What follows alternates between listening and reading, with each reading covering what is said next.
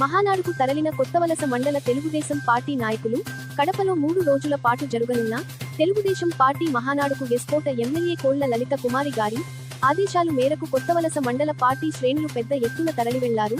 Kothavalasa party కార్యాలయం నుండి అధిక సంఖ్యలో వాహనాలతో మహానాడుకు బయలుదేరి వెళ్లారు.